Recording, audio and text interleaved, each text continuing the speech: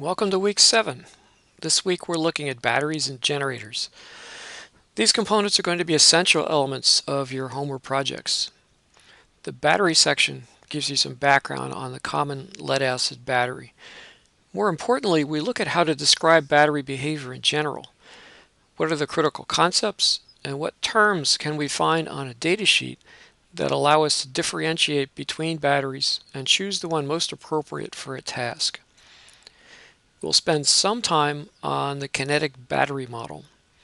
This is a good start for understanding the battery capacity curve, or why does a single battery appear to have different capacities to store charge depending on the current you are drawing from it. Another important concept is depth of discharge, how much of the storage energy you withdraw, and how strongly this influences the lifetime of the battery. I'll go through an example of pulling battery specs from a manufacturer's datasheet and inputting them into Homer. Why generators? We'd rather not use them. They're not renewable sources.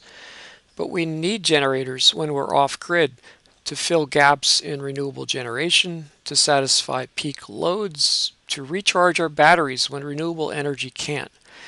They provide system reliability. Generators consume fuel, so fuel becomes a resource to be added to Homer, like solar radiation and wind speed at your location. There are several economic impacts to using a generator. You have to purchase them and hook them up. They wear out, so you have to replace them. They need servicing, and they consume fuel. We'll take a look at how Homer adds the cost of generator operation to your system cost of energy. On the control side, something needs to decide when the generator will be on or off and how much power to produce. You can influence this or leave it up to Homer. I'll do an example of how to add a generator and fuel to a Homer model. There are practice problems on battery and generator topics, so please try them. Ask questions about them in the Week 7 content forum. I'm going to squeeze in a short quiz with questions on PV and batteries Monday and Tuesday. Let me try to run through the schedule for the balance of the term. Homer projects should be getting underway. Groups are established, projects were assigned. You're putting into motion what you learned from all the weekly Homer assignments. You should be trying the collaborate function in Learn as a means to run group meetings and exchange information. You should be using your group wiki and the other Learn collaboration tools as your lab notebook and recording group goals, sources of information, and work assignments and schedules. Use of these tools is required. The course staff can't redirect you towards success if we can't follow your workflow. I know you may be more familiar with other tools, but I think it's better for your learning if you don't get to the end and have totally missed the boat. Make sure all group members make contributions to your online record.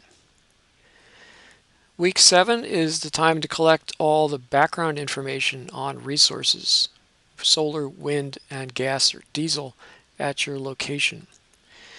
In Week 8, finalize the description of your load or loads and get them into Homer. In Week 9, you finalize the list of hardware, solar module, wind turbine, generator you intend to use. Your first Homer run is due at the end of Week 9. Our Week 10 is very short, and then we're into finals week. The Homer project final report will be due Tuesday.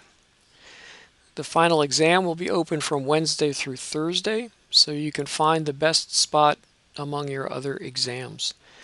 The procedures will be the same as for the midterm. That'll be a busy week. Okay, get going on your projects. Post your questions to the weekly class-wide discussion forums or check in during office hours.